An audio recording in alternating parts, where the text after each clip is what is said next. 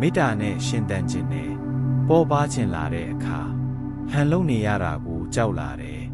မုန်းမှကြောက်လို့မပြုံးပြခြင်းပဲပြုံးပြရတဲ့အခါတွေအရှိန်ဝါကြီးလို့နှုတ်မဆက်ခြင်းပဲနှုတ်ဆက်မိတာတွေအရေးမလုံးမှဆိုးလို့ခေါ်ရလိုက်ပေးခဲ့ရတဲ့အချိန်တွေဂယုမဆိုင်ခံရမှဆိုးလို့အလိုလိုက်ပြီးပေါင်းခဲ့ရတာတွေအရွယ်လေးရလာတော့ဒါတွေကိုတကယ်ကြောက်လာတယ်လူတွေစီးတဲ့ပွဲတွေဆိုပါဝင်ပြီးတော့မသွားကျင်တော့ဘူးတန်မိုးကြီးပြီးလှတဲ့အဝတ်တွေကောင်းတဲ့အစားတွေလည်းမမတ်တော့ဘူးနားအေးတဲ့အရက်မှာအစင်ပြေသလိုလေးပဲနေချင်တော့တယ်သူများဂယုမဆိုင်လာမှထက်ကိုဂယုမဆိုင်မိမှာကိုစိုးတယ်ဒီဘဝပြီးကောင်းတဲ့ပဲဘဝကို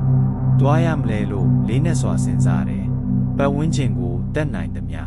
ကူညီပြီးတော့မေတ္တာနဲ့ရှင်သန်ခြင်းနဲ့